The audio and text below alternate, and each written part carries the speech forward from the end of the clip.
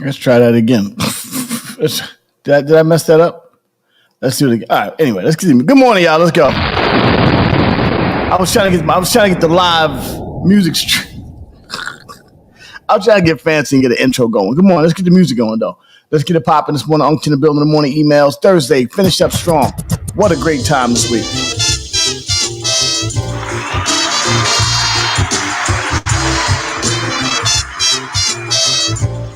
Taking me a while, but I'll get all that shit together. Come on.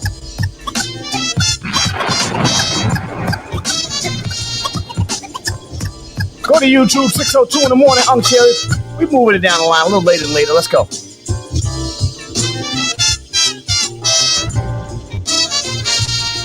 Yes.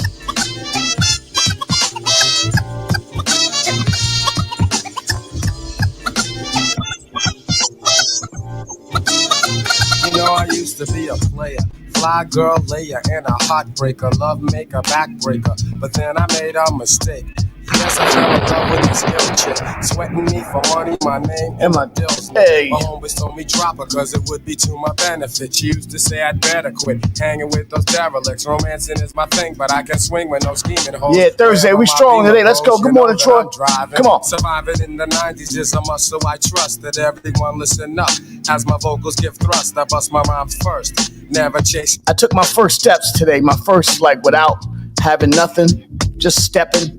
Couple of steps. So now I call myself walkie-talkie. I used to be British Walker. Now I'm walkie-talkie. My first steps. I wish you knew right now. You think she's busted? Let's discuss it. When I was with her, no trust, just fights. Just the he say, she say, and the neighborhood highlights. Now I got my new girl, or as I say, my baby doll. But still I'm getting crazy calls. My ex-girls got balls. R.I.P. Guru. The field cause I get love in it. R.I.P. Guru. You know what it is, man. We love you, Guru. Rest in peace. You know what time it is. The past, L.A.V. Much respect, girl. But now you're my ex-girl cause I'm on with the next girl. This girl's the good. This girl's the good. Time.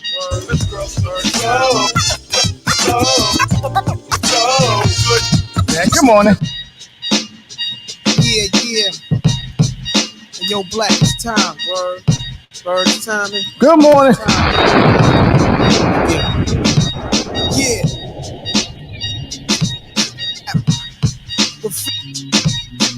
Yeah, my shit's walkie-talkie now. December 21st, Panama City, Panama, the world famous Roberto Clemente Theater with the Box. Come on. I only do big shit. Let's go. Don't play with me with nonsense. Come on. Yeah. Straight.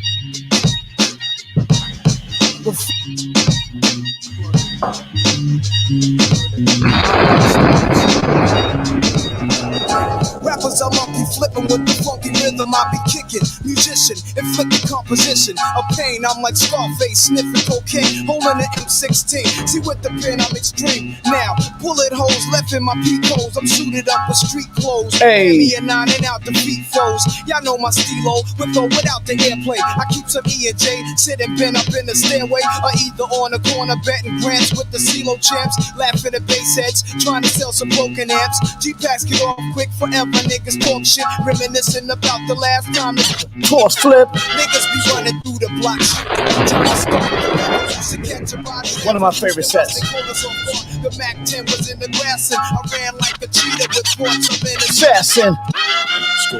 6:05 in the morning. We moved it down the line. Give it a little later. Give y'all time to get up in the morning. Let's go. I'm in the building. Good morning, emails, all you males and females. You know what it is. Let's work Thursday, end of the week. Let's go, y'all.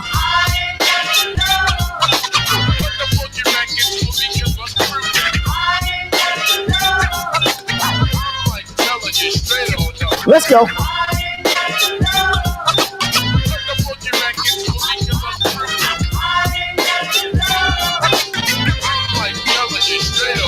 Feel the vibe when it's bumping in my trap. Steps the good fellas live on screen. Now you protect the black queen. Taking my time from the black on black crime. Cause the night mega hits. Victoria runs out of secrets. Doing trials and latex lifestyles, boo. I make you call my name and ask who it belongs to. Brand new CL and Carmel living well. Let's go. Get some. Come on. Let's go, y'all. Now the legend increase into a great truly mecca. Come on over to YouTube. We don't want to fuck with Facebook. You know what it is. Thursday's work. Unc's in the building. Took his first steps today. They call me walkie-talkie now because I'm walking around. Come on. Ladies and gentlemen, I like to know. are you ready for start time? Okay, well, let me kind of move these things around here, you know. Okay. Ladies and gentlemen, I don't know what this is coming down through the audience, but look like it just came out of the basement. You know what I'm saying? From the bricks, 1-6. Heat wild, bang your head, break the drums. Let's go. Your Highness, live from the bricks, 1-6. Heat wild, bang your head, break the drumstick. Your Highness, live from the bricks, 1-6. Subscribe and share, pass it around. The best morning show in the fucking world. Your Highness, Unction in the building. The morning emails. All you males and females, let's get it popping this morning. Come on. Verbal assault, rhymes triple through the mix. Hey, hey, hey. Smash hits, cat. Savagely attack this, blast with accurate aim. Pump this up. Flame, burn this in proper vein. Ride tracks like the soul train, hold your brain in the state of shock. Make them drop, it's a cold game. I bang with the big boys, those who won't game. Amateurs get hung with their own gold chains. I swing blades, that's where grenades and get a true master. Good morning, y'all. How y'all feeling? Unction in the building. The morning emails. 6:07 in the morning. We turning up this morning. End of the week, Thursdays. We here.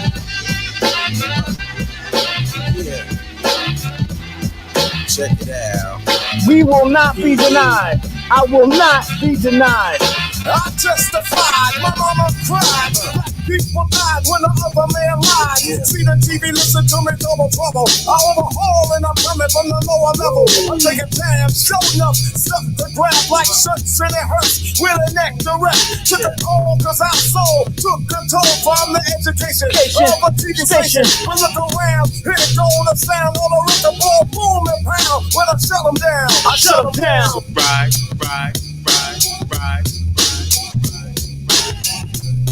Check me out, y'all. Nasty Nas in your area. About to cause mass hysteria.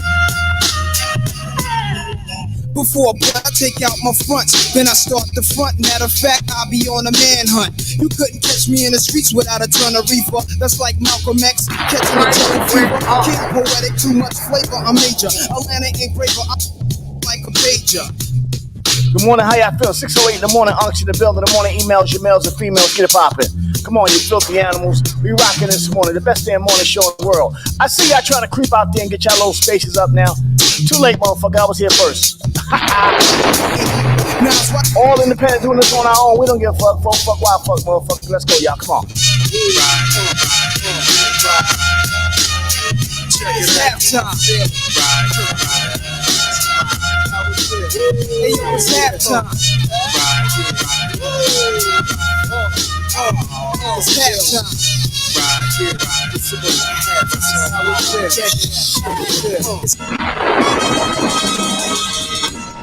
Good morning, everybody. Let's go. Wake your asses up. It's Thursday, 6:09. Let's go. Bryce, you get ready. It's time for you to go to school. Let's go to YouTube. Riggedy wow, give me the gadzooks, here I go, so riggedy flame on, Geronimo, yo, I riggedy burn, riggedy rubber when I blabber, great, I riggedy make the wonder twins, the actor, fake, it's crazy, I'm riggedy breaking backs and busting lips, I riggedy freak, Gladys Knight, and those freaking lips, shrimps, I'm riggedy make enough noise like Bam Bam, throw boulders from bedrock, you'll get drunk, I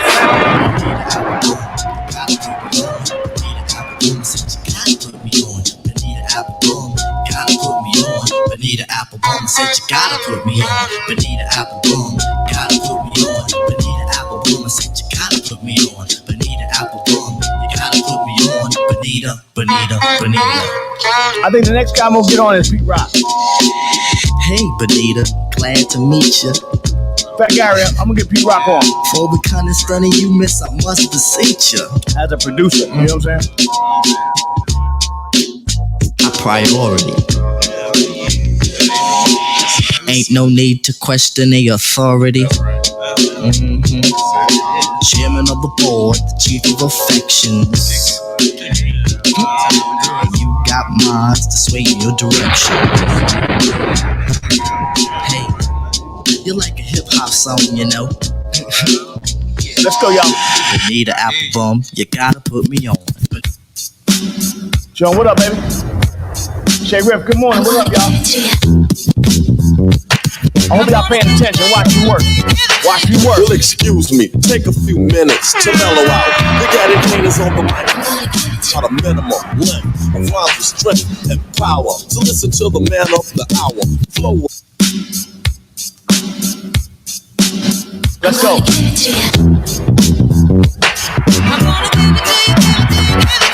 Well, excuse me, take a few minutes to mellow out. Big Daddy Kane is on the mic, and I'ma tell about a minimum length of rhymes with strength and power.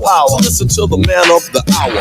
Flow and go to a slow tempo, and you know, sing ho, swing low, then yo, the show will go on as I perform, transforming on stage like a Decepticon. But I'm not animated like a cartoon. I'm for real, shooting lyrics like a harpoon across the crowd, the listeners and spectators. So let's groove with the smooth operator.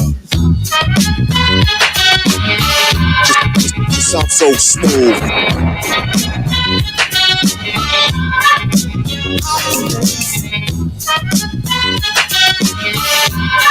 Just sound so smooth. I love old school hip hop. Let's go. To the hit, the hop, you don't stop, don't stop. That's flex with the real hip hop. To the hit, the hop, you don't stop, don't stop. That's flex with the real hip hop. To the hit, the hop, you don't quit, don't quit. That's flex, you came to rip shit, rip shit. To the hit, the hop, you don't stop, don't stop. That's flex with the real hip hop. To the hit, the hop, you don't quit, don't quit. That's flex, you came to rip shit, rip shit. Send Bright to you off school. Well, on your can't forget to go. Well, check it out, baby. Make it hot. Bring the drama.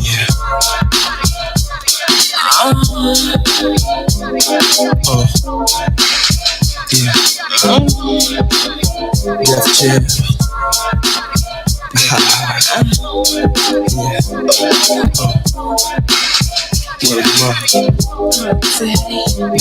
It's our first time together and I'm feeling kinda horny. Conventional methods of making love kinda bore me. I wanna knock your block off, get my rocks off, blow your socks off, make sure your G-spot's I'ma call your big daddy and scream your name. Matter of fact, I can't wait for your candy rain. Let's get some the best damn morning show in the world. The morning emails, who males and female. We locking in. Let's go. Lock them in, y'all. Come on. Daddy, slow down your flow. Put it on me like a G, baby, nice and slow. I need a roughneck nigga, Mandingo and a tech who ain't afraid to pull my hand, spank me from the back. No doubt, I'm the player that you're talking about. But do you really think that you can work it out? I guarantee you, shorty, it's real. Baby, stick it out. Here comes the man of steel. Doing it and doing it and doing it well. Doing it and doing it and doing it well. And we be doing it and doing it and doing it well. I represent Queens, she was raised out in Brooklyn. Doing it and doing it and doing it well.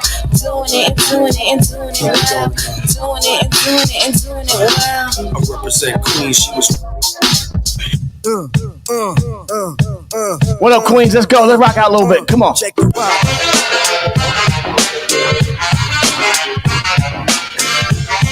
Bracy, come on.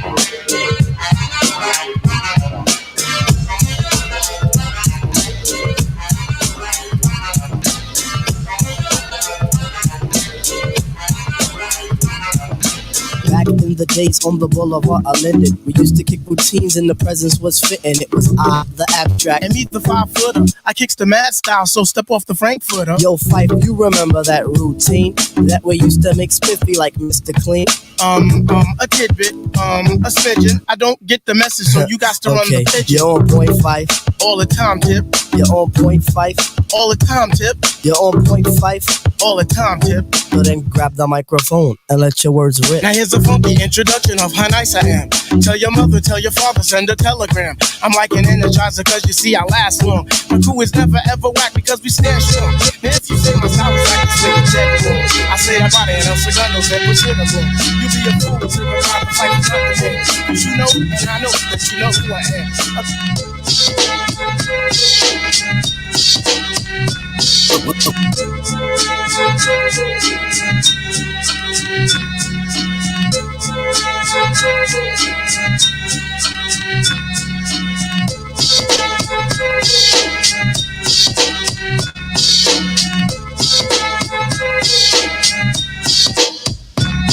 Take this for example, young brothers want rap, cause in the life they're living, you can't have step.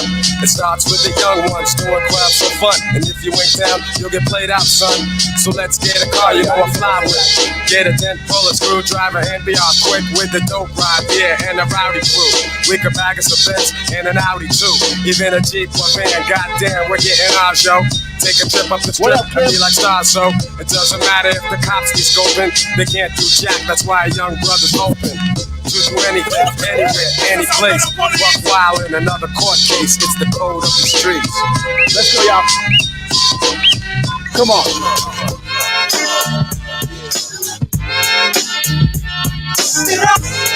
Keep rockin'. CL Smooth. And we're here to tell you that. And that's a fact, baby. Now you gonna pick some lyrics like this. Come on.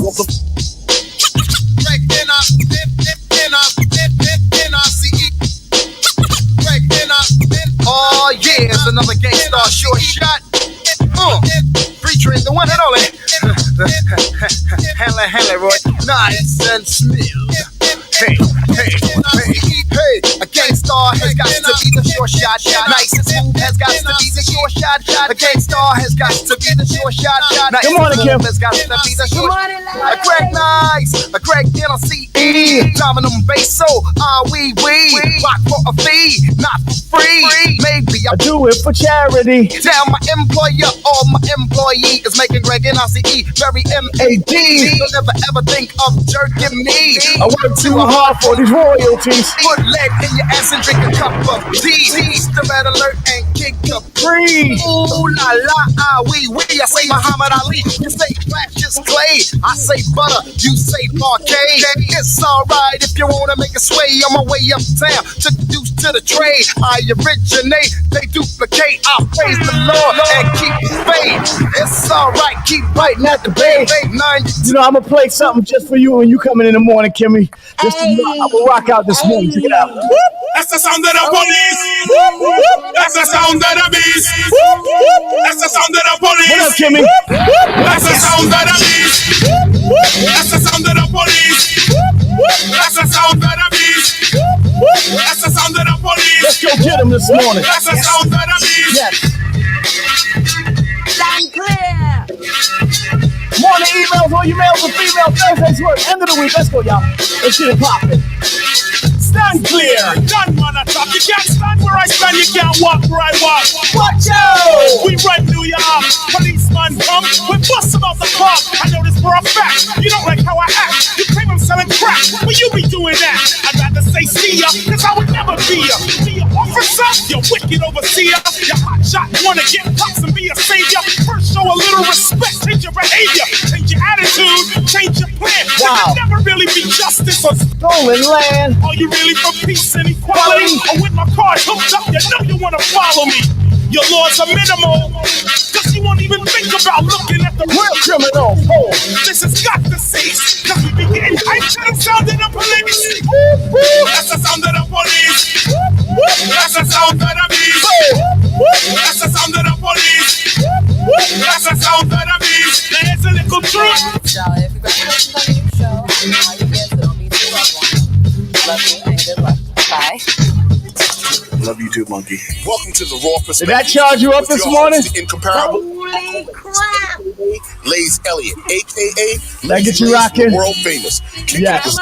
Topics about health, politics, music, art, culture, and now for your host, the legendary Uncle Lays. Hey yo, what's up, y'all? It's your boy, yo, Lays is rock. Oh, yo, get in there and tell the people what it is, man. Let them know what this thing is all about. Come on, man. Information. That's what we do. We get information, inspiration, invitation. Wake your asses up in the morning, man. Come on, baby. We up here this morning. Good morning, Kimberly. Kimberly Robinson, the beautiful Kimberly Robinson, out here this morning, rocking with us this morning. Good morning, Lays. Good morning, Planet. Oh, man, what a week, huh? What a week, what a week, what a week. Man, Do we do the damn thing? Do we do the damn thing? Do we do the damn thing? That's all I want to know. We did. This week we do the damn thing. We don't fuck around, man. Listen, let me explain something to you, man. when it comes to this thing we call hip hop and what we do, we authentic, we original pieces. So there ain't no extra. So when we put the call out, we bring the call in, and we ask the right questions. We ask the right questions. People were listening. Outlets were like, yo, calling me up. Yo, I love that interview with you and Dame. That was crazy. Yo, you could do that again. No, I can't do that again. We only did that shit. Out of here. I can't do that again. That was for us. That was for us, man.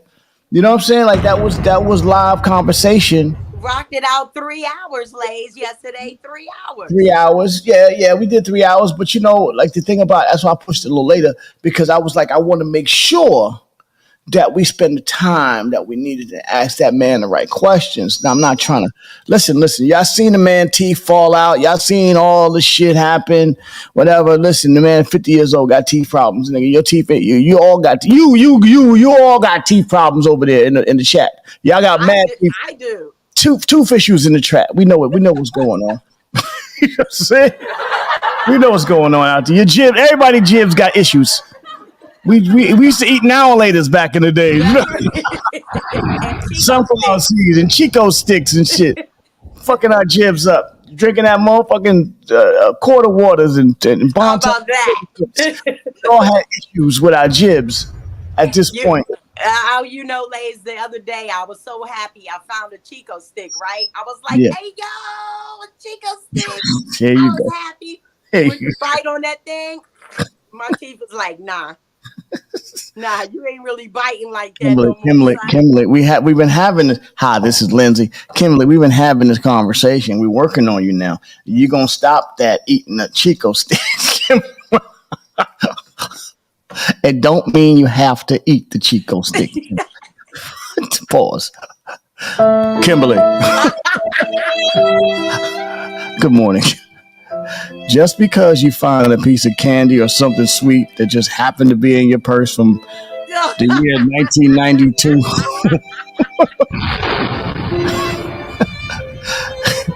It don't mean you got to eat that motherfucker. We trying to get your blood pressure down, all right, Kimberly? It do not mean the beautiful massages by King Kimberly Robinson. We love our sister. Don't mean you gotta eat that motherfucker, Kim. You know what I'm saying? Oh my God, this journey with me is going to be crazy. You know, I saw so many nice looking cakes on Facebook yesterday. Oh my God. Cakes and pies, cakes and pies. Get right here. Oh man. I'm on this pineapple kick. So anything that has pineapple, I'm like, oh, it's gotta be good. It's pineapple. How about you just eat the regular pineapple? Just the pineapple. Yeah, just the pineapple by itself is all right. Just eat that. You know, and you know, Dr. Stevie said that shit ain't really the best for you, but if you're gonna eat some fucked up shit, eat the regular pineapple. You know, I did it in my Mace voice. No, Kim, you know, because I think if you just eat the regular pineapple, then you should be good with the regular. I don't care how crazy my class is. I like that, Lays. The rest of Mace voice, right?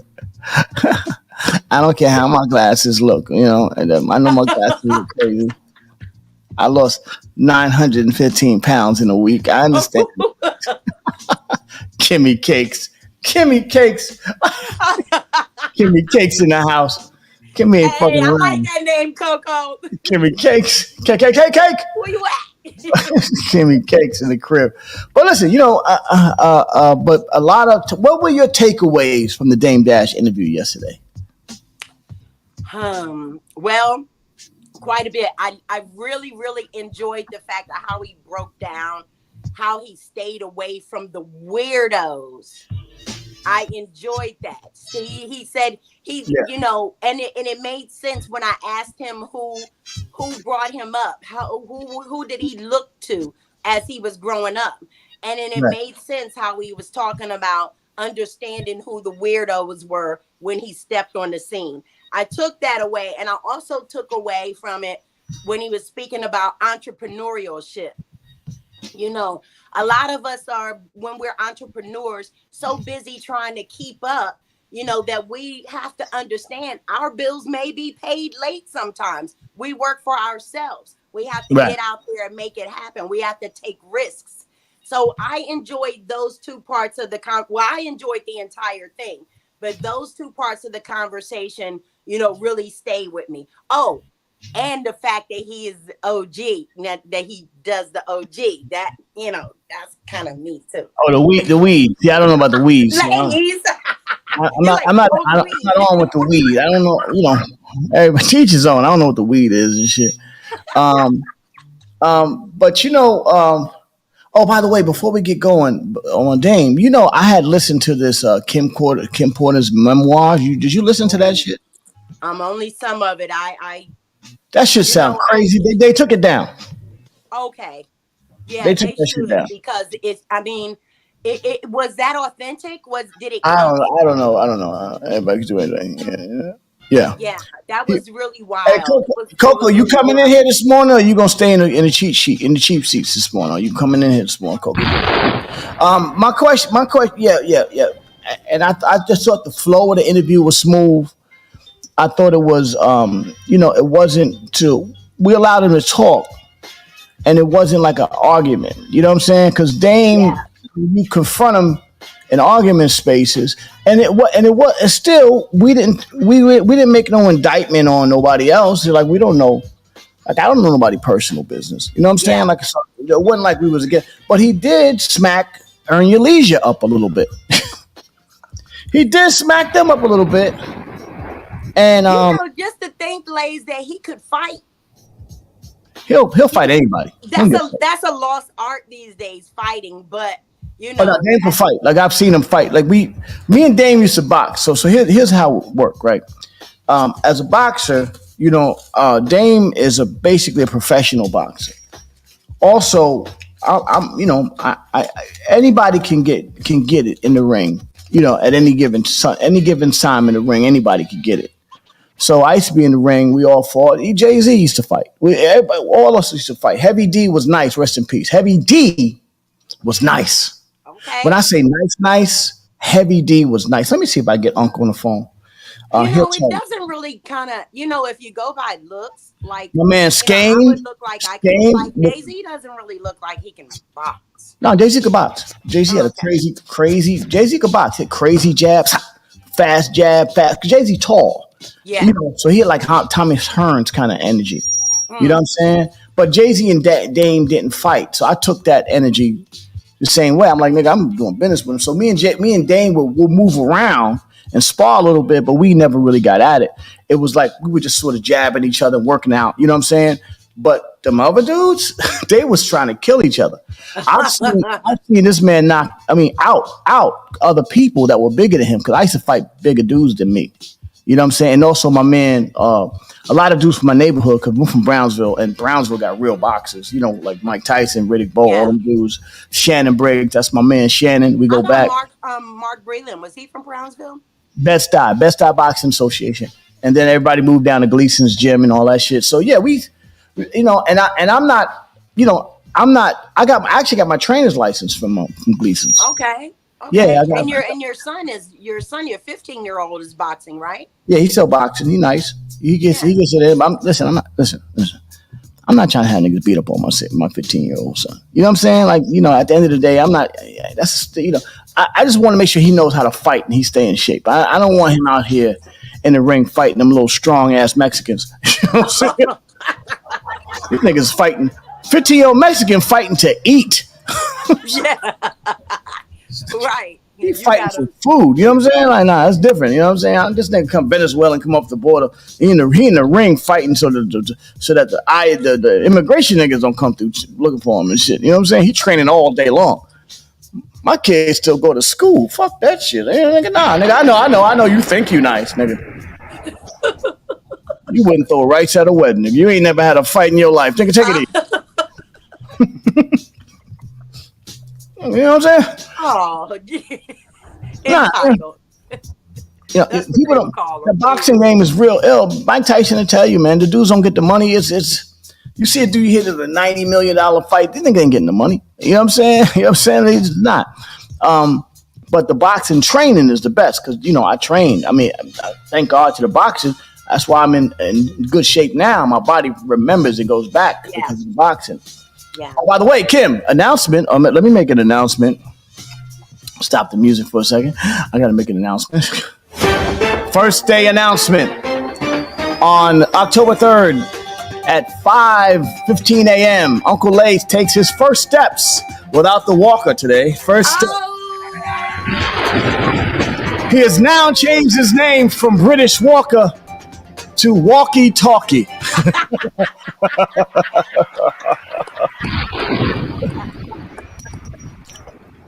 Lace, yo, that's dope. Oh, you ain't gonna stand up for us, are you? Yeah, I stood up. I stood up. You know what I'm saying? You know, that was kind of like a push up real quick. Hey, listen, I couldn't do that. Trust me. It's been a real journey. That's what's up, Blaze. Yeah. Now, So I was gonna ask you before we started talking about it yesterday, but how you feeling this morning? You look a little stronger. You sound every day. a little stronger. Every day I'm getting stronger. Yeah. And even though motherfuckers call me and give me stress, you know what I'm saying? Like, you know, motherfucker call me, you know. I thought I had motherfucker blocked, but how do you break through a block? You motherfucker break through, don't talk to me. Not I mean, yo, son, that's a nigga, you 50. Could you just stop for a second and have a straight conversation with me, nigga? Stop all this. Not I mean, yo, son. 50-something, yo, nigga, talking to me like you crazy, nigga. I don't have the patience to slap you right now. See, also, Dame talking about open hand slapping Steve Stout. Yes, he did. Now, let me be clear again. I don't got no just because I'm reporting the news. Don't think I got no problems with Steve Stout. I don't really know Steve Stout like that. You know what I'm saying? I've met him a couple of times in certain situations. Shook his hand. What up, there? How you doing? B. Never really got involved with a Steve Stout. You know what I'm saying? So don't think that I'm co-signing what Damon did. But I have slapped a nigga in the game before. And when you open hand slap a dude, that is telling him that I have absolutely no respect for you. I have Now, again, we do not condone violence on the morning email. We don't control slapping people. But unless you started some shit. And then we will give it back to you 150,000%. Fuck else we gonna do? My thought about that is I got no other choice. I mean, it's not like I'm trying to be gangster. I just don't have a choice. We just gonna have to do what we got to do. And we'll figure this shit out. I'm gonna walk away with ass whooping. What? Or you gonna walk away with ass whooping? Somebody gonna get their ass whooped. Somebody gonna have to get their ass whooped. But he smacked Steve Stout and so it just. If I was Steve Stout, I wouldn't talk about Dame Dash. No, I wouldn't either. You're talking about because that's between him and Jay. Whatever going on between them is between them. You can't tell what their personal shit is. So why are you telling people what their personal shit is?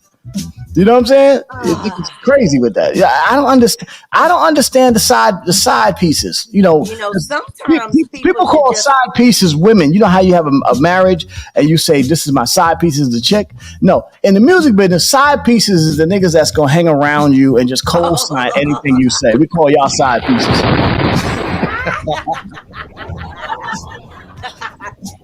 I got a side piece. It's the Ravens. The Ravens and side pieces? You get a Baltimore Ravens as your side piece. Yeah. You know what I'm saying? Side pieces. You know what I'm saying? Niggas a side piece. Yeah, just stop being side pieces, man. No matter, just because he's powerful, don't be a side piece. You know, you can respect the man's opinion and then have your own too. Niggas. You know, you can do that. You ain't gotta be a side piece to Jay-Z. Jay-Z's strong enough on his own. He got his own opinions. You know what I'm saying? I thought it was pretty dope, and I think we should bring him back on the show another time. No, okay, we're gonna wait for a while for Dame. I got a lot of other people I want to bring on. Yeah.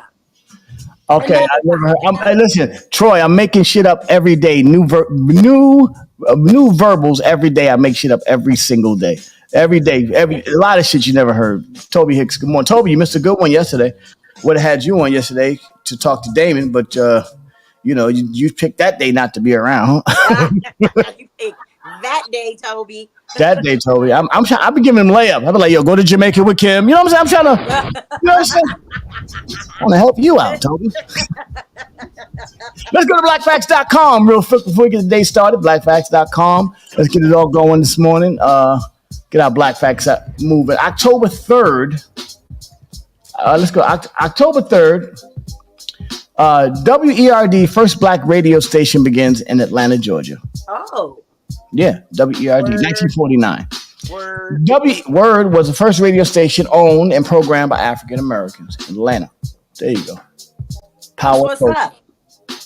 Get that American new too. Yeah, and in 1949, Atlanta University professor Jesse B. Blayton Sr. bought Word, WERD, although it was only allowed to operate from sunrise to sunset and was allocated limited frequency power. It quickly became a staple in Atlanta's black community.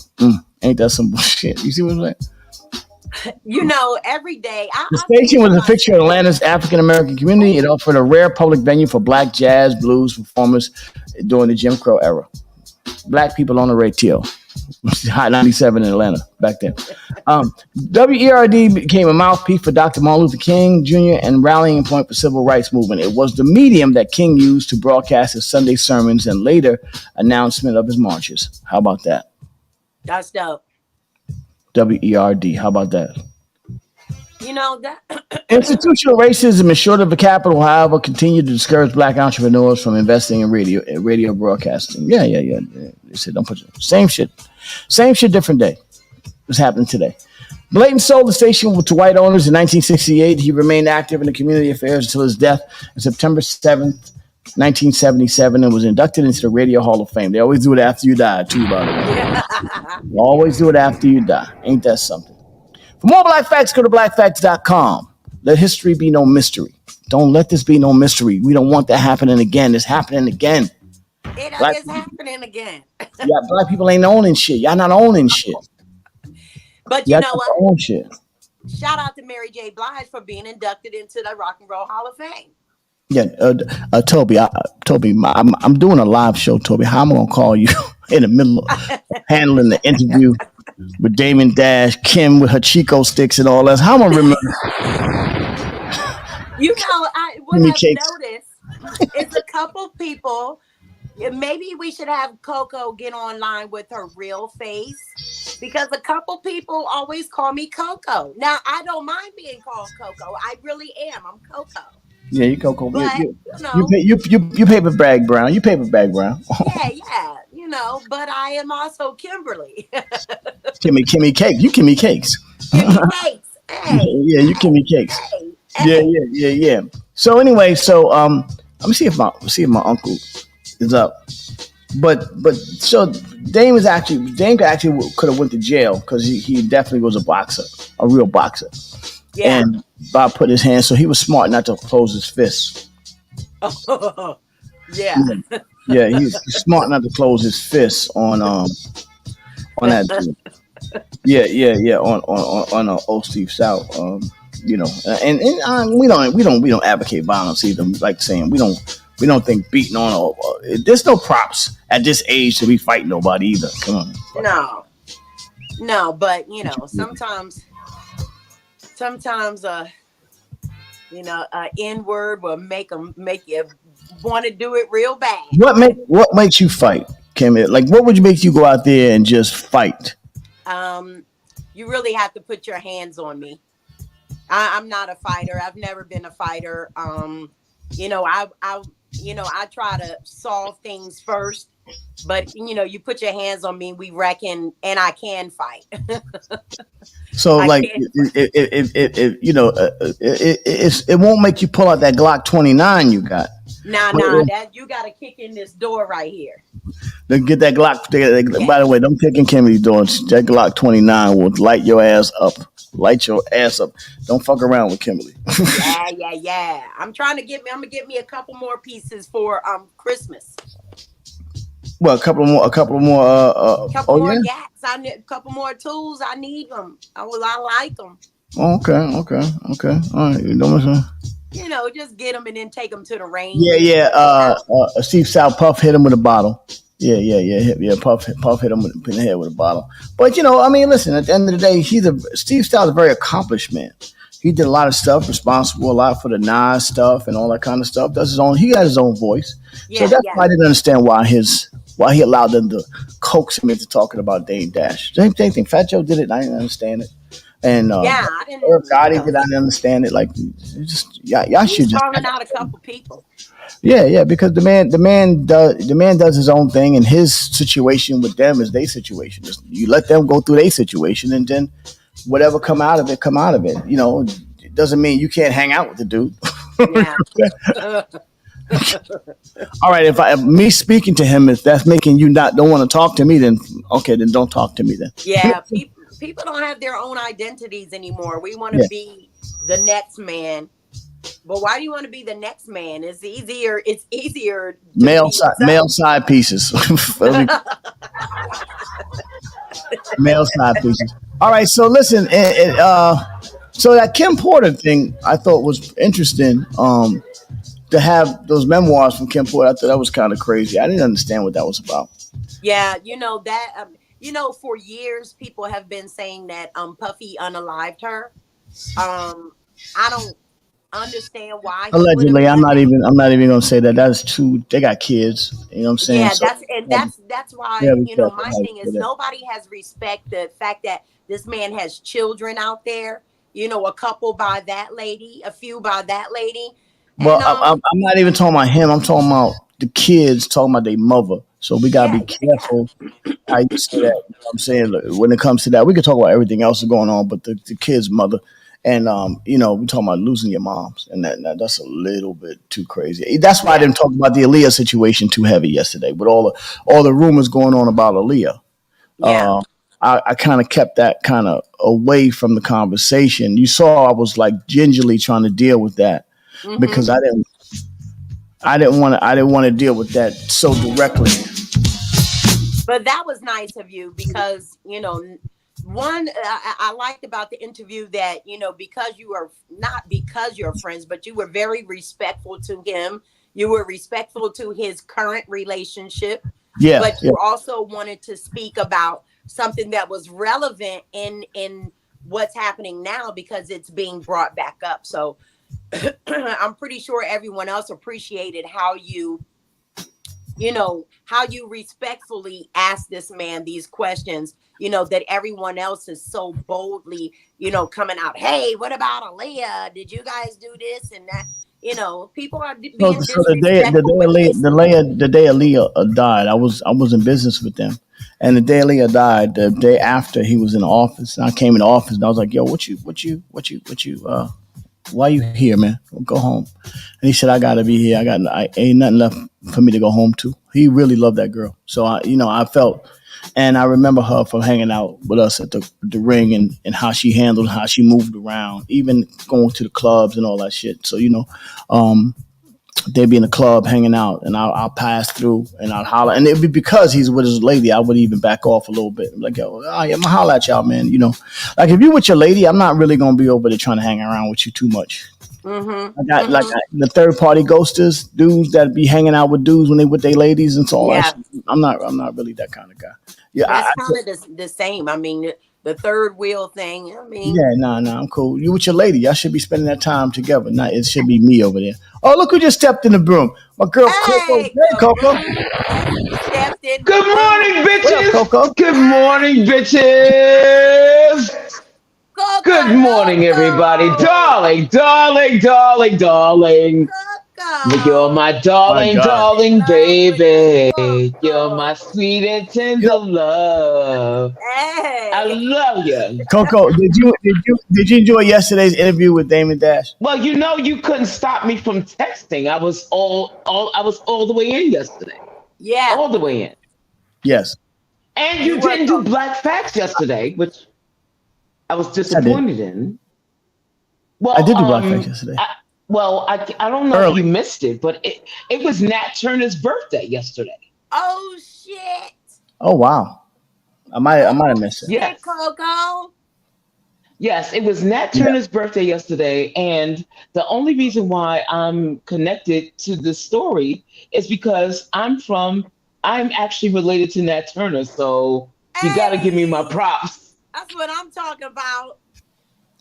Nat Turner, the first Dame Dash.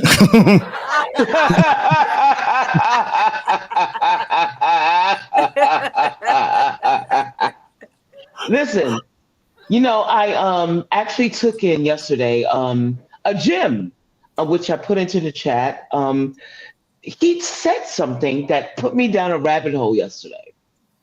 Go ahead. And he talked about revolt. Remember? Yes. He was talking about buying revolts. Yes. Right. And they said they offered him $100 million. So how did Puff get it? And then I looked up Puff, and then I found out that he had a benefactor named Ron Burkle. Mm-hmm. Ron Burkle owns, I think he owns a sports team. He put $100 million in Sean John. Yeah. And he did a whole lot of things for Diddy to the point where Diddy made him his godfather for his children. Right.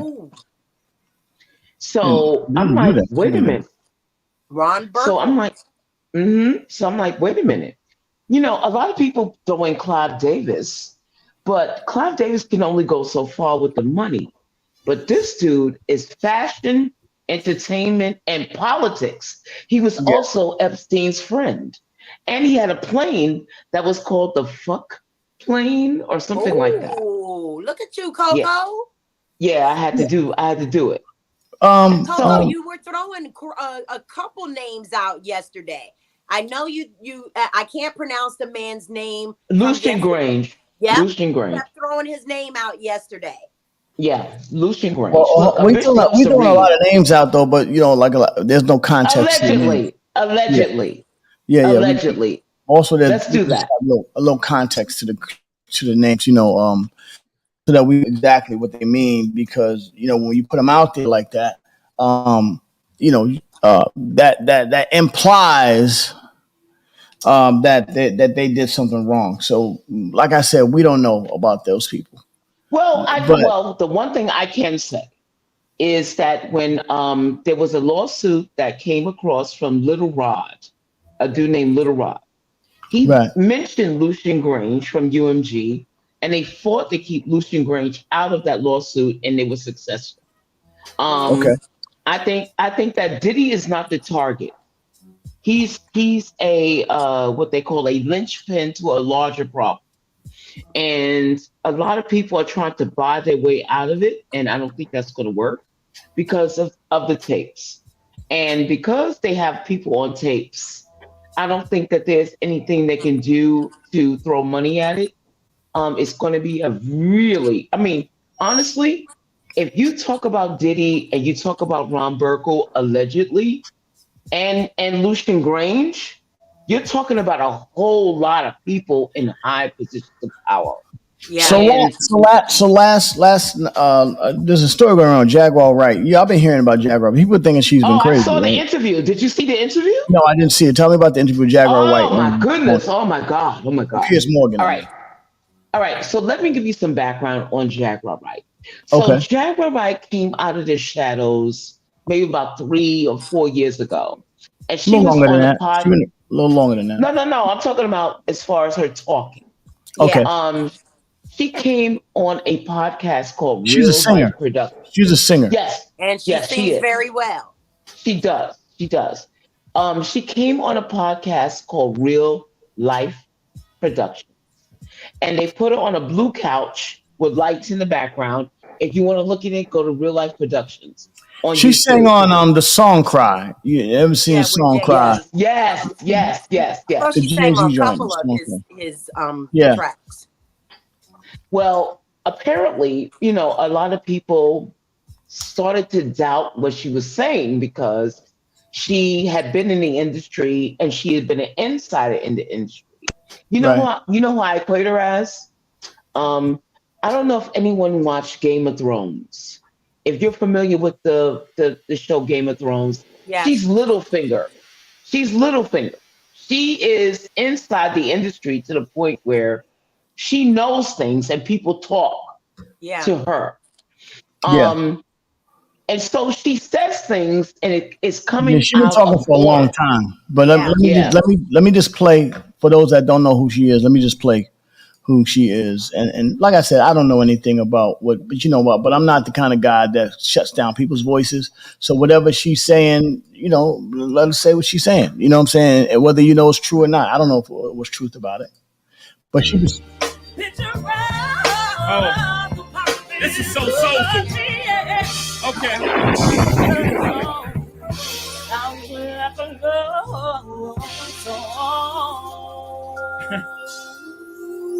Most incredible, baby.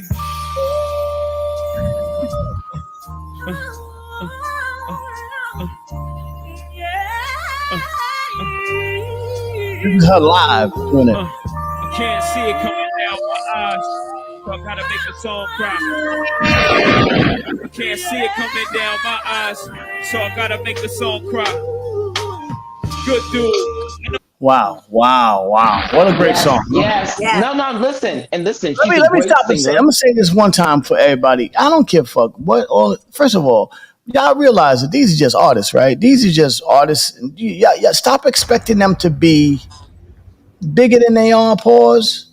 Different than they are, or different than what they're supposed to be. These are just all artists. They come in here being artists. Yes. And the talent that they have, like Jay-Z's talent and Jaguar's talent and Nas's talent is just so amazing and so incredible. Yeah, and You can't take guess nothing away what? from And their guess what? talent. With talent comes responsibility, right? Yeah. And a lot of people don't see talent the way logically, the way we are supposed to see talent. We see things linearly. People with talent have different spectrums of consciousness that are not supposed to be followed in the regular way, right? Right. But They don't think in the same time and space as a lot of different people. No, they don't. And you're right, Lays. And you know what? I think that she has been talking about, and particularly Jay-Z, for a long time. Yeah, and that I kind of dismissed her when I first started hearing her. It sounded more like sour grapes to me, so that's why I kind of dismissed it. I don't like sour grapes. Yeah, but that's valid too. She has sour grapes because of the way she's been treated. I don't blame her. Is she supposed to applaud him and laud him for the treatment that she got? I don't think so. I think that how was she supposed to be treated? She only did a couple songs with him, and she wasn't the main star. I mean, I think that a lot of people, and forgive me for what I'm about to say.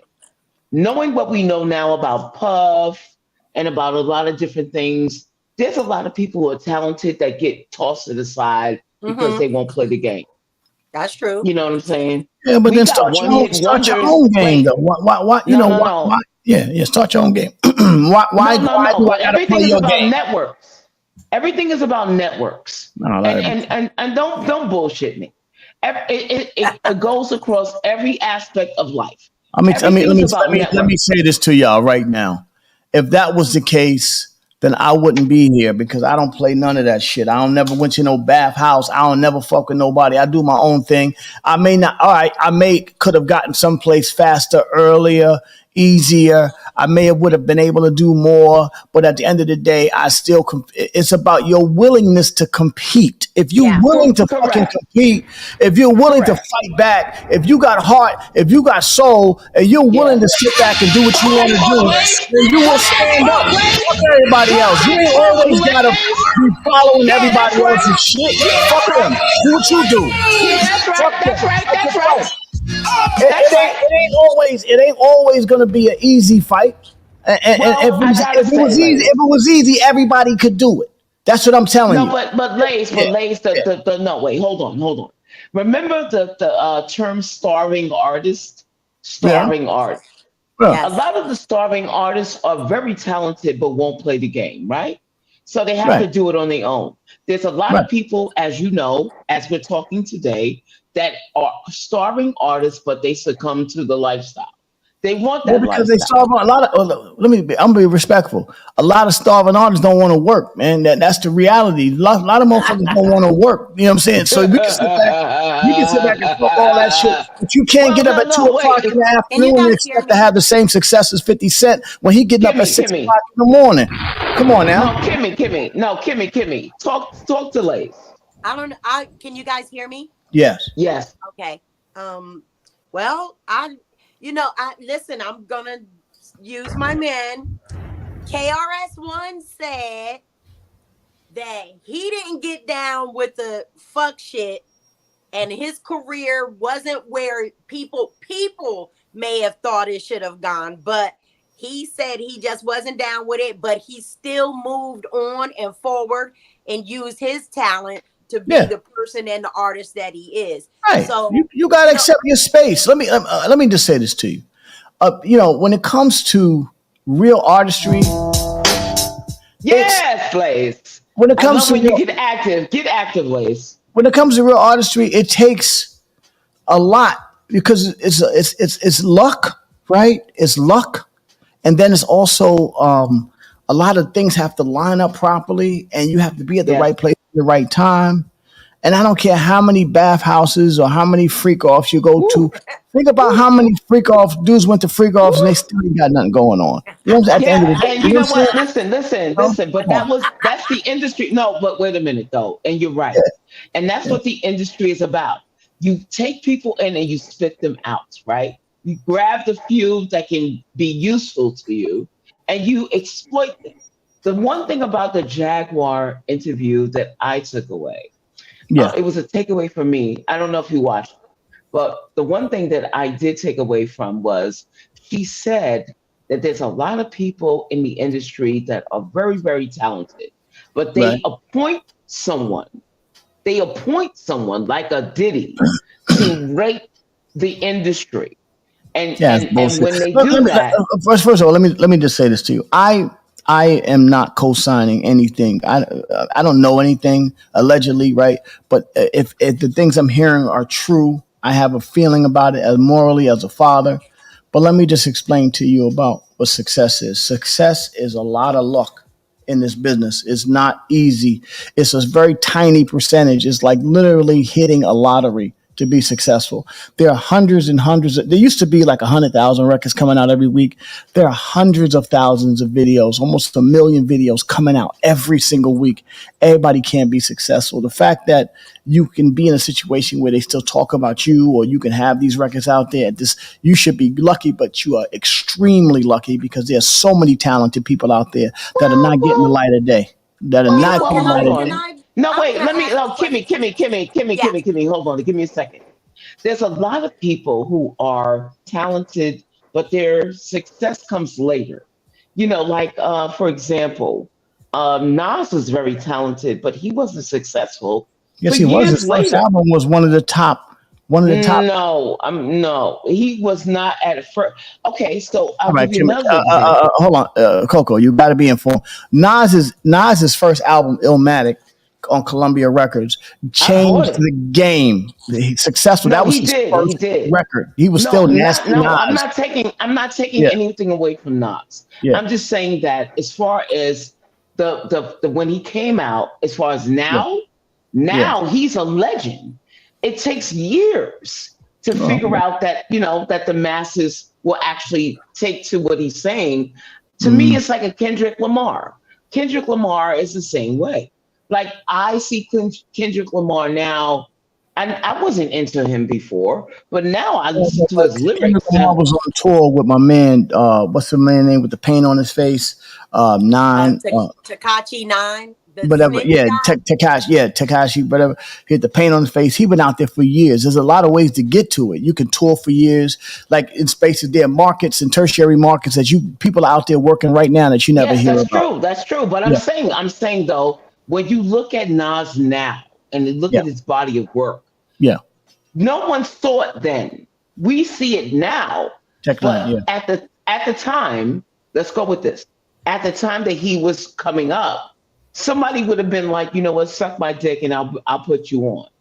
He didn't do that. He didn't do that because he didn't No, have to. MC Search put him on. I remember before his album came out. Like the bottom line is, Right. my problem is I know too much. I'm in there, so like I know when he was trying to come out, and it was his relationship with Columbia, and then his connections with DJ Premier and all these other producers that Search was connected to. Pete Rock, Premier, Q-Tip, and all these guys. Large But Professor. my point is, Lace, is there's people like Nas out here, hundreds of thousands of people like Nas who are out here that don't have to do that.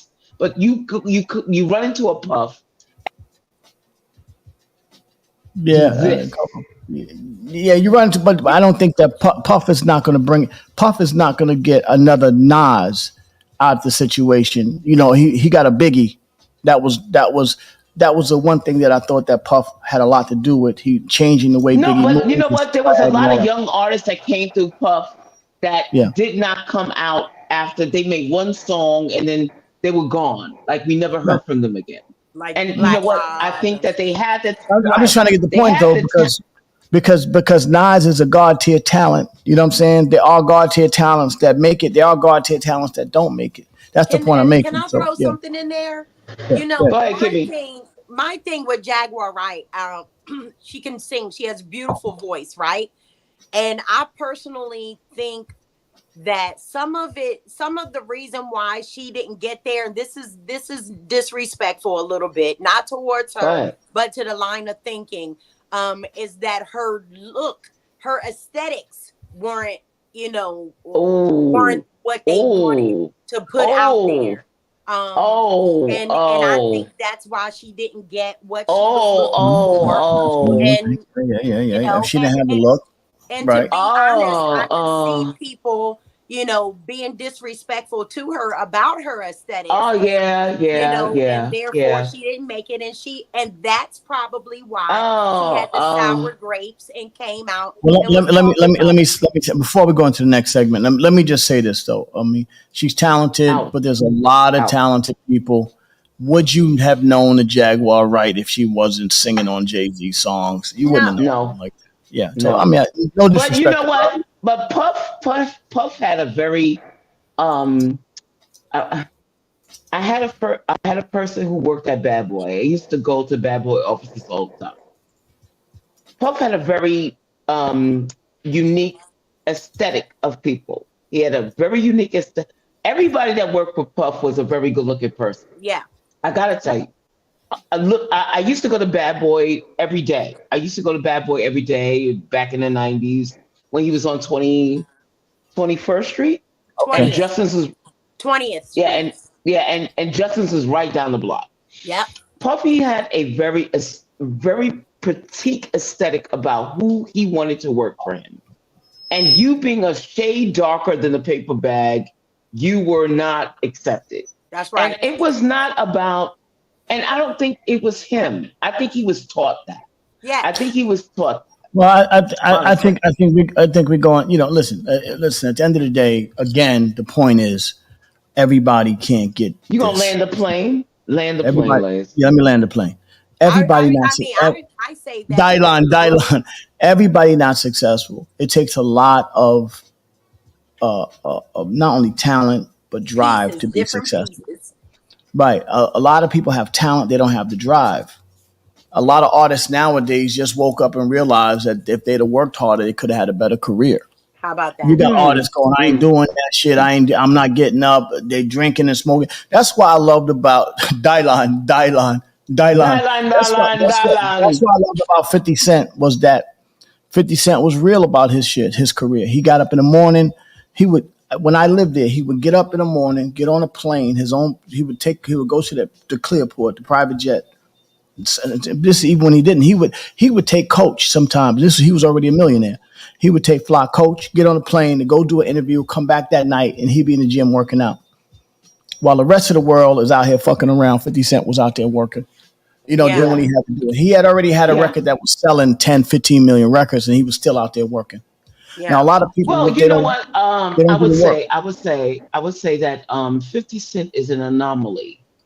In a sense, right? Because he is an anomaly, and my man said, "You do weird shit, you get weird prizes," and that happens. And it's how far you'll go, And no matter what, you can't be no halfway crook. How far would you go to be successful? Yeah. And you know what? And I got to tell you something about Jaguar Wright in her interview yesterday. She actually admitted that she was in the sex trade business. She took accountability that she was in the sex trade business, and she saw firsthand what people do behind the scenes in the music industry to get rid of people. I don't know. I know a clock is broken. What a broken clock works twice a day. Right, twice a day. Right, twice a day. Yeah, You know what? And I got to tell you, from her experience, I don't know what they did to her mentally. Something happened to her mentally where she appears broken, but she can actually recollect incidences where she can actually See, here's my problem with all of that shit. Especially when you're grown.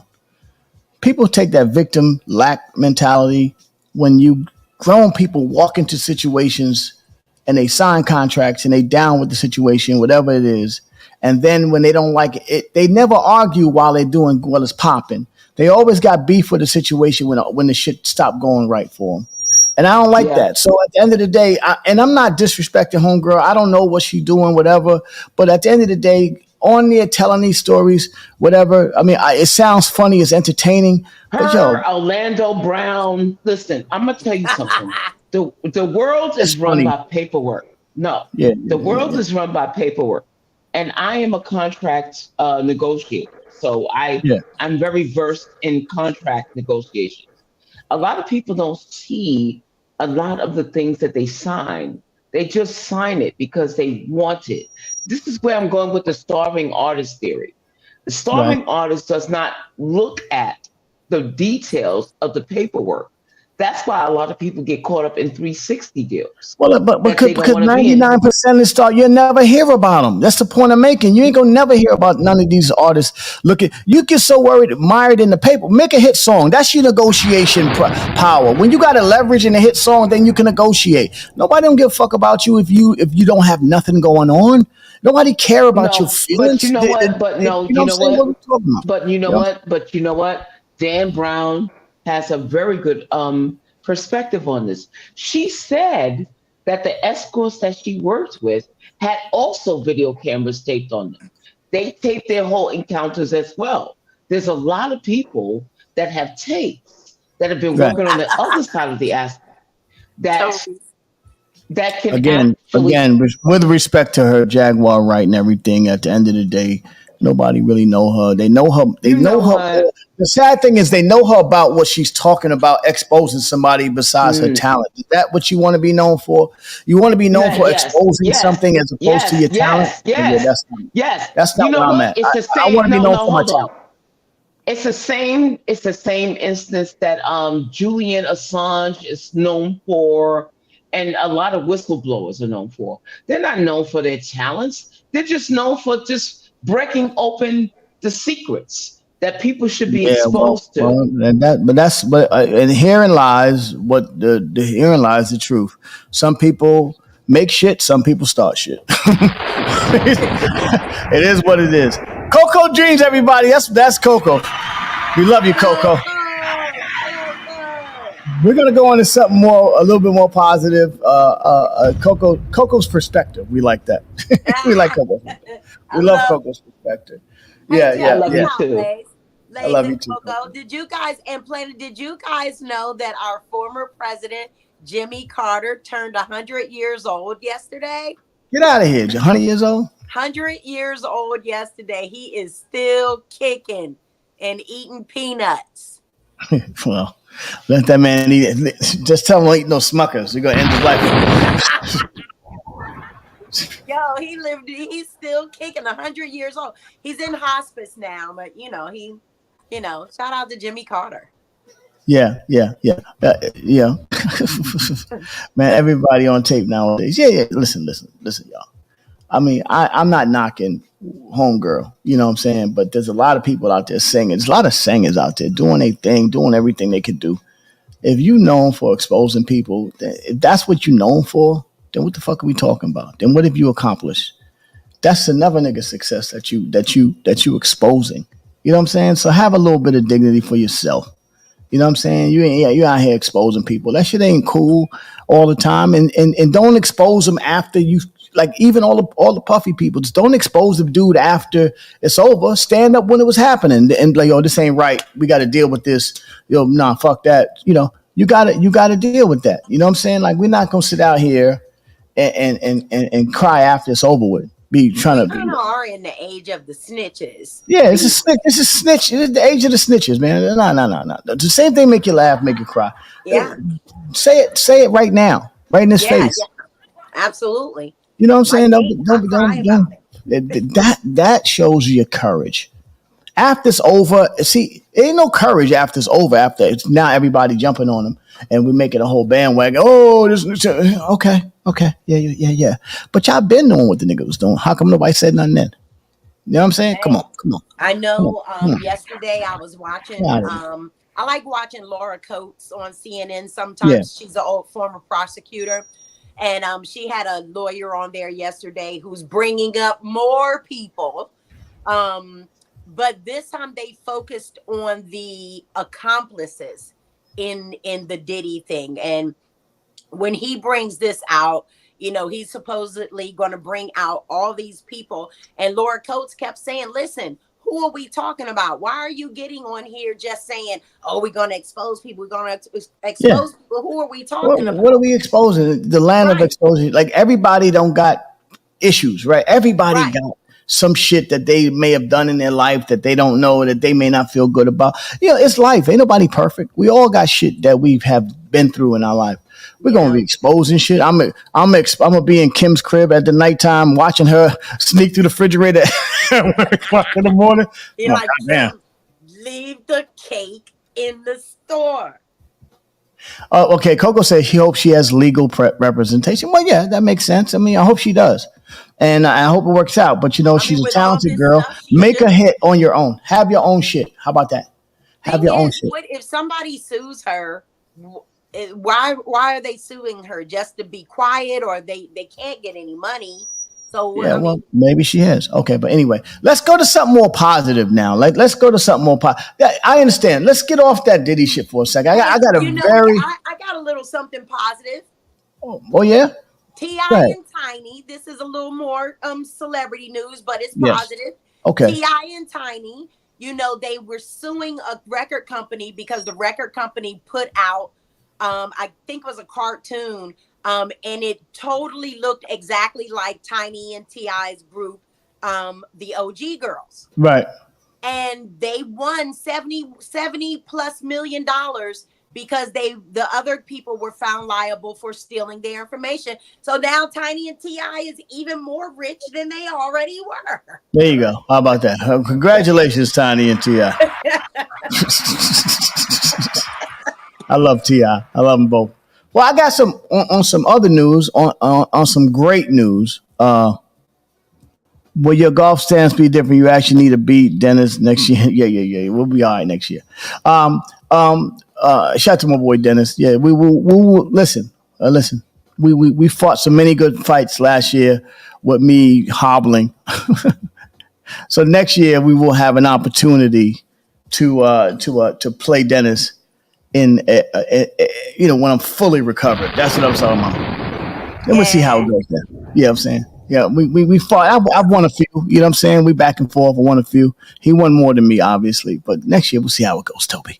We'll see where you stand at next year, Toby. Matter of fact, don't even come back on my side. Stay over there with Dennis, Toby.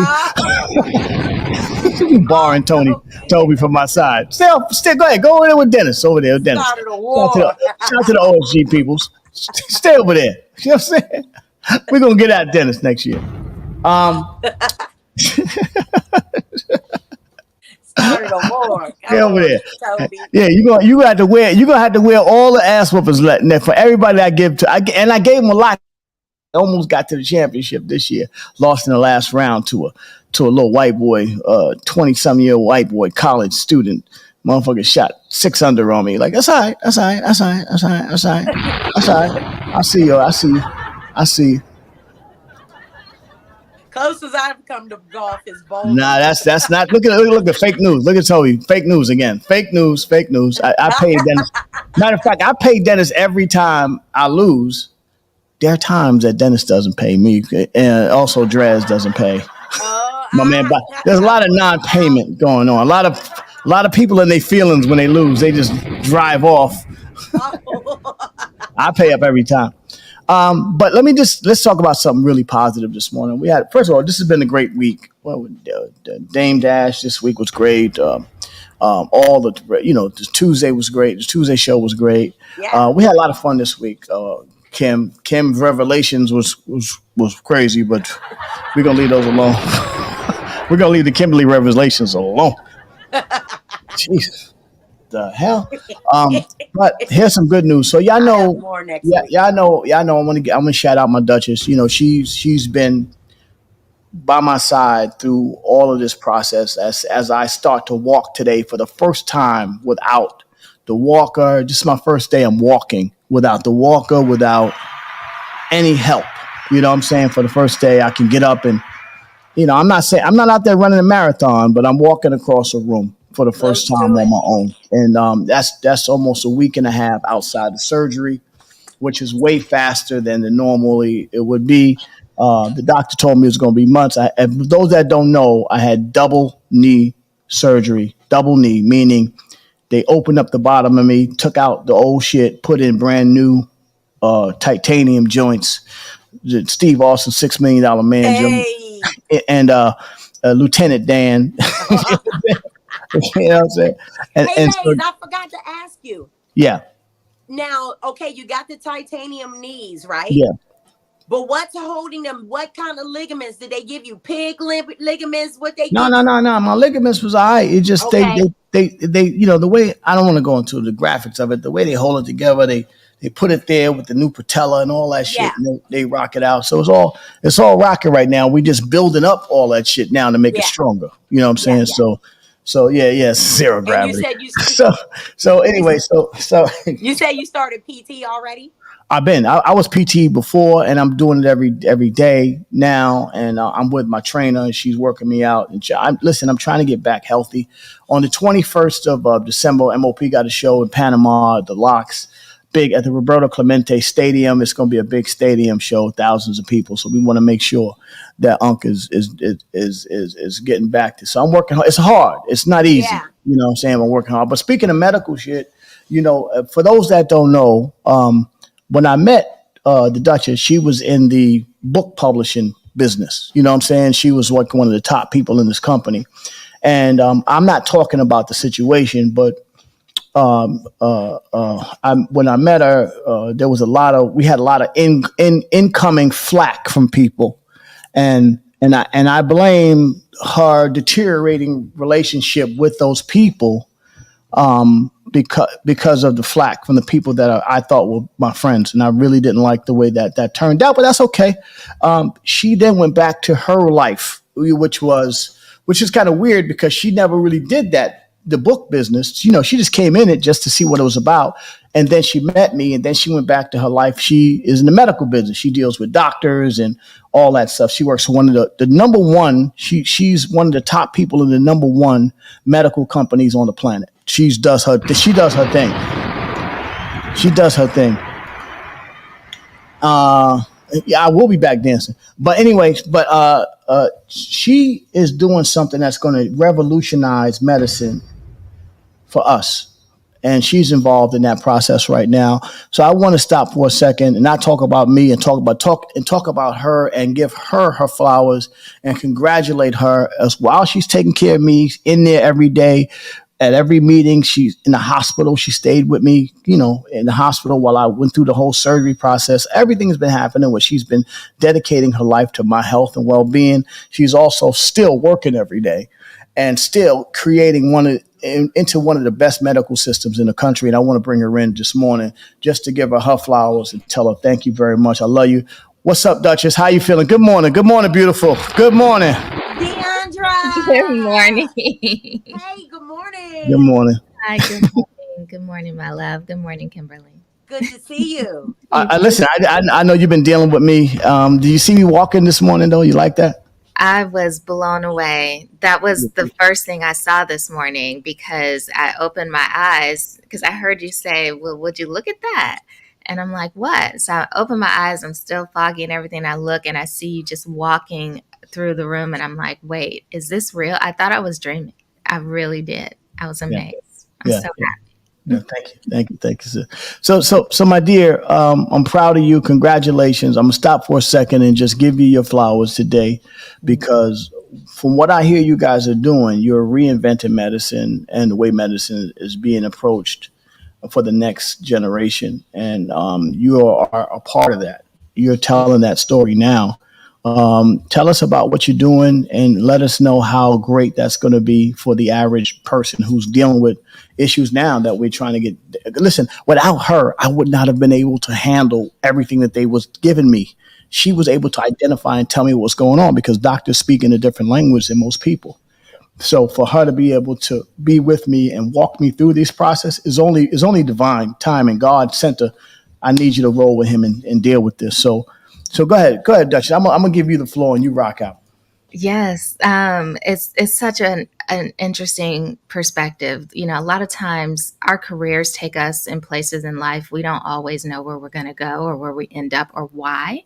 And I just, as I look back, I see how everything was leading in one direction. So for me, I've been in the world of physician recruiting for almost 20 years. And, you know, I built a great career and great reputation. But quite frankly, I was frustrated having gone through cancer and everything and become a patient, and also having lost multiple of the candidates, the doctors that I recruited. Ended up, several of them took their own lives after they realized the system that they had bought into for their entire life was not actually what they thought it was, and they couldn't handle the pressure of it. So, you know, I had a lot of mixed feelings about it, and now that was one of the reasons that led to me getting out of medicine, because I was conflicted internally. And then I see, obviously I ended up in the role that I was in just to find you and meet you and everything. And now, you know, we get to go back to real life now. But I work for a company called Doximity. I'm a marketing consultant there, and I work directly with the CEO of Doximity Talent Solutions. And what we do as an organization, being the largest medical platform in the country, we're larger than the American Medical Association. We are able to give doctors a quality of life that helps them actually live better. Not only do their jobs better, but by being more efficient at what they do, then they can come home and be present with their families. And that's really important to me. But one of the things that we're working on that we are still beta testing right now is AI that assists doctors in translating what they're saying to a patient's level of understanding. And that in and of itself changes everything, because just as you said, there are things that I know, having been in medicine, I understand that you wouldn't understand because you've never had issues with your health, knock on wood. And so Right. the challenge with that, though, is when it does come down to your health and you don't really know and you're relying on somebody else and they can't really explain to you at a level that you can understand, then you can't be your own advocate because you don't even know what questions to ask. They'll say something to you and you'll kind of, you know, put yourself in a position where you're completely vulnerable and you're trusting them to lead you. And it's not that they can't, it's just that if there's a fundamental lack of understanding, it's very difficult to be your own advocate. So as I'm seeing this and many other initiatives that we've got going right now, I'm seeing this move in a direction that's giving both the patients and the doctors the empowerment that they need to work together. And that for me is just so fulfilling. On every level, I get choked up when I think about it. Well, how does that help? How does that help the average person who's actually out there, like especially in our community? How does that help us? You know, So with sick. You know, I mean, I wouldn't like I'm going in double knee, but there's people going in for liver cancer, all the shit, the stuff that they're going through. How does that help that person? You know, what you guys are doing. absolutely. So first of all, it gives you confidence to be able to understand what your doctor is saying to you. And to understand your body, because here's the thing, the doctor is not responsible for healing you. You are responsible for healing you. And if you don't know that and you don't understand how to actually take care of your body based on whatever condition you're dealing with, and if no one can explain that to you in a way that you can understand, that puts you in a position where you can't succeed. You can't have your health. Without your health, you have nothing. Right? I mean, that's just the reality of it.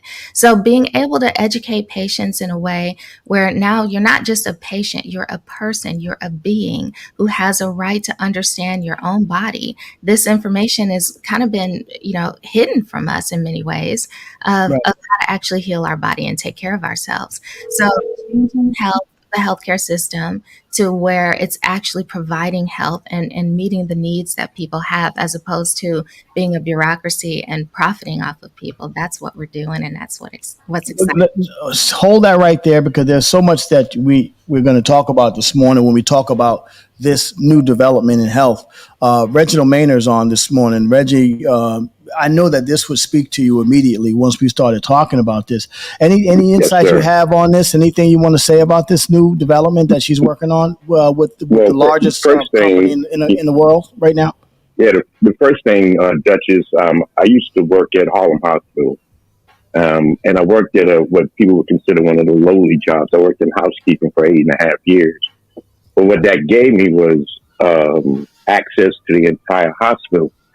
And what she's speaking on relative to people's trauma, and then the doctors, I used to see them working 36 hours in a row. They barely knew their own name at the end of the day. So I just think this is a game changer. Yeah. And to engage AI as well, that's next level. Yes. Thank you. So what does the AI do for this product, and how does the AI help this product along? Well, everybody's been, I shouldn't say everybody. Most people have been in an experience where you've gone to see a doctor and the doctor is so focused on the charting and their laptop is between you and them, to where you're kind of just a faceless person at that point, because the whole, name of the game is to get in, see them, get out, right? And so that in that case, you don't have that personal connection with your doctor anymore because of all the technology they've got to deal with, the administration, in order to do their job. So what the AI does is it comes in, it listens, it's proprietary technology that transcribes. It's the only HIPAA compliant AI out in existence, and it allows everything that the doctor is saying, but knowing the education level of the patient, then that information can get translated in a way that that patient can receive the information on their level of understanding. So, but that's just one of many things that's happening. I can't talk about everything else because so much of it is still. What about, can we talk about the insurance company conversation that you talked about yesterday, or is that something we want to hold off and talk about later? We want to hold off a little bit on that. There's a lot of good stuff that's coming down the pike. And here's what's cool. It's not to say that obviously we're the largest, but our hope is that everybody is thinking about this, that many people are thinking about this, waking up every day. How can we make our society better? How can we act? What can we actually do? A lot of times we look in the mirror and we say, well, they need to do that. They need to do that. We don't see what we can do for ourselves. And that to me is what's most important in this whole conversation, is for us to take our own initiative by caring for ourselves and learning how to heal ourselves. The things that you're going through, babe, these are things that, you're right, without someone who loves you in your life, who could walk you through it, you wouldn't be able to do it. But you ultimately have the complete authority over your health, over your mind, your body, and your spirit. And it seems like it's a death sentence. So we're talking about all the people we lost this year, right? All the hip hop artists that we lost this year. Fat Man, Schoolboy, these other people. Just think if they would have had this kind of technology in their lives while they're going through this process, they would have known more about their health, and they would have been able to understand how it's happening, because it seems like once you get into a hospital, it's 50-50 that you're going to even come out of there, that is true. And it happens fast, and you notice somebody, one day the guy's in the hospital, next day he's not here no more. So go ahead, Reggie. Yeah, and Duchess, your point about being a patient sitting on the other side of the computer screen and all you hear is verbiage. You don't even translate it because you don't know what the first two words meant, much less the finishing sentence. Right. But I'm a cancer survivor. I went through that over 20 years ago. And maybe I made the right decision, maybe I didn't, but I'm still here and I have a story to tell that says, follow the future guidance, someone like yourself, because knowledge is power, and especially with our health. And what I love about this platform, ladies, between you, Coco Dreams, Kim, you guys are about our Black health. And this information coming from someone like Duchess will also make us take notice a little bit more. Because we tend to ignore what's coming or even what's here. AI is here. Right. And if we use it for its benefit through the guidance of someone like the Duchess, we in good stead for moving forward. And so I just want to say thank you and congratulations. All right, thank you, Reginald Mena, everybody. I mean, listen, I wanted to, thank you for having me. I wanted to put this in context, babe, because I was so impressed by your enthusiasm, and then when you explained, like the Anthony Barnes, that insurance is important. Well, now, not just that insurance, you get to understand the type of insurance that you need. It explains on levels where you can get, because sometimes you get insurance, but it won't even be the insurance that you need. You won't even be the things that you need. So there's so many other things that are connected to this conversation that down the road, and you'll let us know down the road, right? Yes. Yeah, baby girl. And Yeah.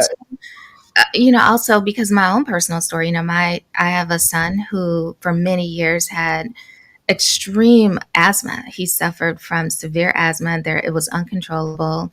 And he would miss 80 days of school a year because of this. And it took years for us to finally get approval for him to get a specific medication that then, after several years of being on the medication, we were able to get his asthma under control. But the insurance kept denying it. And as a mother, before I really had an end to get through to the insurance company and have a physician to advocate for my son, as a mom, I'm just over here calling and spending hours on the phone trying to get approval for something. I don't even know what I'm doing. That's not the business that I'm actually in. And so at some point, we'll get into depth about how this will help physicians to be able to advocate for their own patients to get the medication that they need. And for the Black community, we are largely marginalized out of having the proper care that we need. And we know that that's no secret.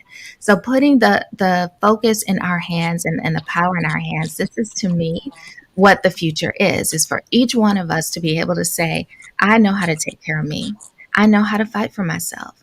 I know how to stand up for me. And sometimes we don't have to fight. Sometimes it's just a matter of having the information and the resources, of knowing where to go in order to get the help so that you don't have to fight. What if it could come to you with ease and grace? And so it's just a different way of thinking. And to me, this is the new approach. This is a new wave of consciousness that's coming in for us to have a better attitude about ourselves and take our own lives in our own hands.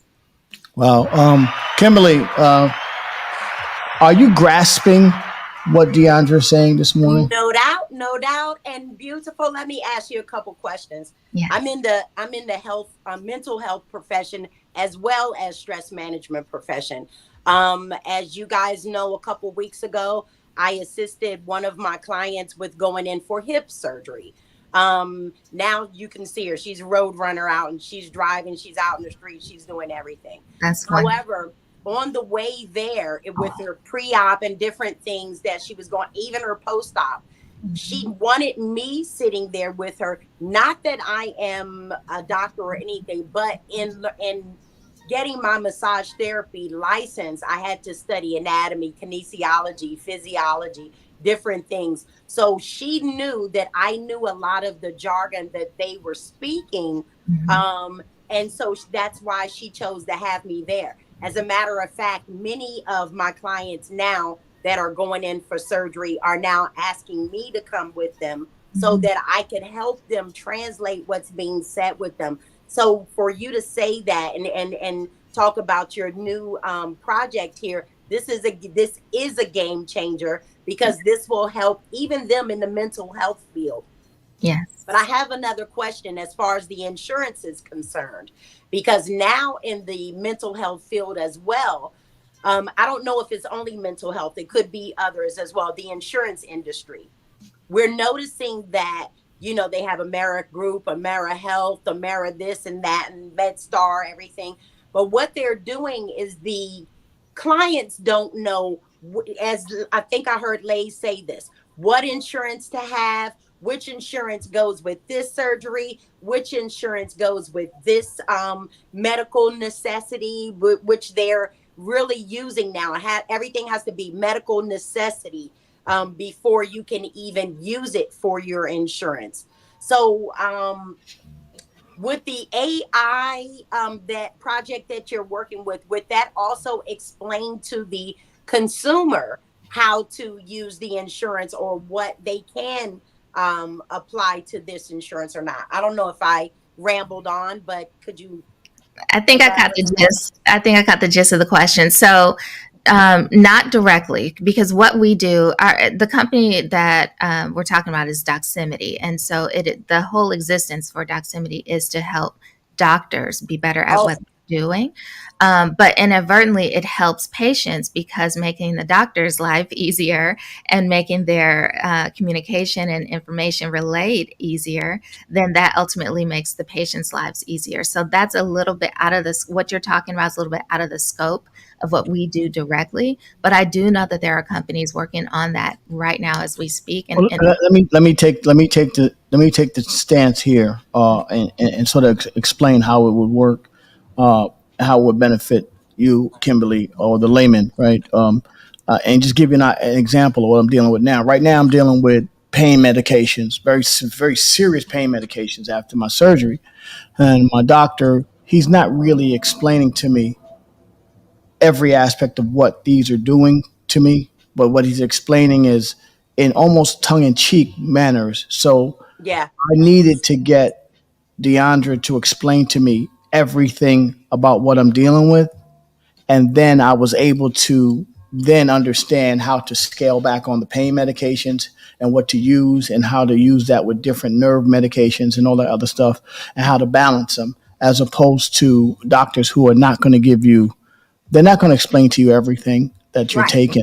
They're going to give it to you in sort of words because they still kind of work for the pharmaceutical companies in some ways, and they're still pushing some different drugs, whatever the case may be. So down the line, this what she's doing is going to change. What she's involved in is going to change the way medicine is approached, and I think through the approach, the average person is going to be able to understand and be able to manage their medical life, meaning that going into the hospital at 40 years old is not a 50-50 death sentence. And I think that's the ultimate, that's what the ultimate rule is. Because going to the hospital, even today, is like the Wild Wild West. Yeah. If you go in, it's not 100% that you're coming out.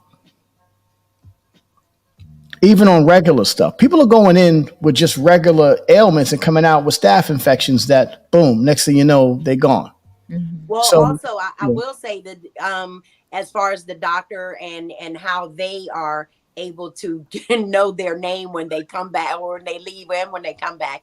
Actually, I see a lot of doctors as well in my practice because what else can they do? Well, come and get some stress management, lay on the table, and let's make it happen, and so I see a lot of them as well. So if the doctors are stressed, then how that's just going to cycle down to the patient. Absolutely. You know what I'm saying? So, and I think this service, the way that this is working out, is changing the paradigm for the doctors. If you can change the life of the doctor where they can go back to what their original prime directive is to save and do no harm and save lives, then now all of a sudden that changes it and makes the game manageable for the rest of for the patients out there so that they can get through some of these ailments, which then will probably create new issues because the Food and Drug Administration will find ways to kill us off even better. So it'll be a competition between more ways. Yeah, find more ways to knock us off. But the competition will be there. And let me tell you something. We could talk about Dame Dash and Puffy and Diddy and all these other things that we could talk about, right? That's great. But this today, I'm so proud of you because you being on the forefront of this and we're going to go back into. I just wanted to bookmark this day so that we'll go back into the fold about this. We won't come and talk about this again for a while, but I am so proud of you because as I see it happen today, I can see in 3, 5, 7 years how medicine is going to change and the medical world is going to change, especially for our community. So congratulations. Congratulations to Also, you. and let us know when there's stock options. We cannot do that, by the way. That cannot happen. I'm trying to put my Duchess in jail here. What you doing? We are a publicly traded company, so you can get all the stock you want. Yeah, it's a publicly traded company. We gotta be careful. We can't be doing. Price went up. We can't be doing that. All right, just take it easy. Take it easy, Kimmy. But listen, how you feel about your new task? Not new, but back in the old familiar spaces, but even coming in on a higher level, and how you feel about the new task, things you've been doing. How's that been helping you? How you been feeling about all this? You know what? It's again going back to what I said earlier. We don't always know what direction we're going to go in. Sometimes I think it was Bruce Lee who said, "A goal isn't always meant to be attained. Sometimes it gives you something to focus on and move in this particular direction." And Right. the journey itself is the prize. And so I will say, after having gone through, multiple iterations, and I have no regrets, I look back and I see every decision that I've made in my career. Ultimately, I was following my heart and trusting that I was on the right path. And even when things didn't fully make sense, now for it to all come back full circle and to be able to be a part of something that's actually making a difference, it's so fulfilling. It's extremely rewarding. And, I say that because that is ultimately what I set out to experience in life. I wanted to. First of all, let me give you props on the Bruce Lee quote. I like that. I like the Bruce Lee quote. A goal is not a goal. It is something to follow to make your life happier. The Bruce Lee quote, by the way. The Duchess is movie savvy. Trust me, you don't even understand what stuff she knows. But and doesn't forget, like she has a photographic memory too, which is trouble for me because I say shit and I don't remember I said it. She'd be like, "No, nigga, you said exactly this." You said exactly. Oh fuck, damn. You know what I'm saying? Forget. It's a blessing and a curse at times. Mrs. Spock did. He was like, just forget. Forget. Don't work. But anyway. Congratulations. I know you're so happy now. You're back in the space that you want to be. I haven't seen you this excited in our 9 months, and just really proud of you that you're doing such great work. And thank you for being there for me. And I'm glad that our thing is almost like every day. It's a great day for us. So thank you very much for everything you mean to me in my life. And I didn't know that this was possible. So thank you very much to find somebody that not only gets my crazy ass, you know what I'm saying? not only get my crazy ass, but actually does her own thing and is proud about her accomplishments. And she goes and she gets it done. So congratulations to you. And anything else you want to give us before you leave, my dear? Just again, that chakra's messing up. Don't fuck that chakra up. Don't mess that chakra up. Okay. I just want to encourage everybody to, no matter what all is going on with different stories, different people, just like yesterday, you had that amazing interview with Dame Dash. I thought it was incredible. And then, we get dressed, we go to physical therapy, we go to lunch. This is just us living our lives, being present in our lives, regardless of what it looks like. And so no matter what you're doing in your life, there have been times in my life where I felt like maybe I wasn't on the right path or things seemed to be falling apart. I look back and now I see that things were falling together. And I wasn't right about everything. I wasn't wrong about everything. None of that matters anymore.